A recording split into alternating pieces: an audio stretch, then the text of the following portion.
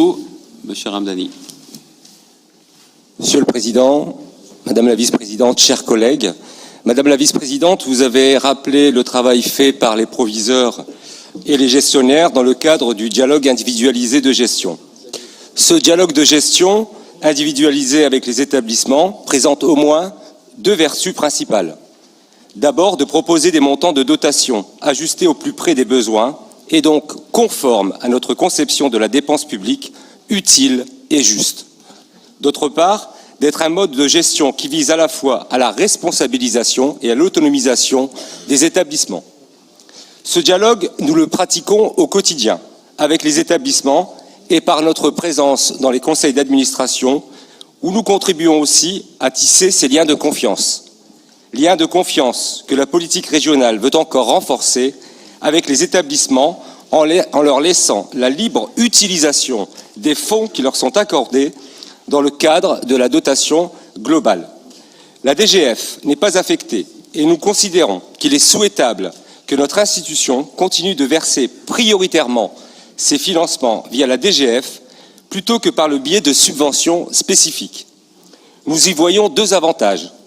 La simplicité, en évitant de multiplier les dossiers de demande de subventions, l'autonomie ainsi garantie aux établissements et le renforcement du lien de confiance qui nous permet de travailler dans les meilleures conditions.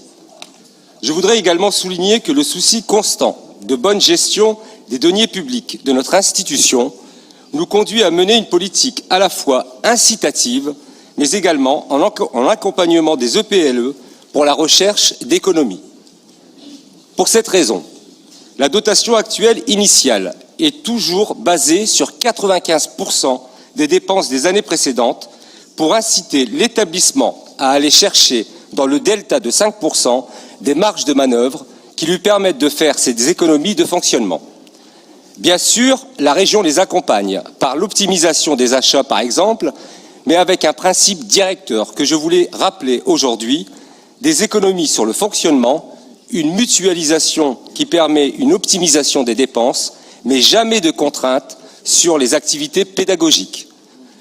Projet éducatif dans le cadre des actions éducatives que nous finançons à hauteur de 3 millions d'euros, comme nous finançons à côté de la DGF la carte Génération Hauts-de-France pour tous nos lycéens, mais aussi des Fab Labs pour dynamiser la créativité des lycées et donner corps à la troisième révolution industrielle dans nos établissements.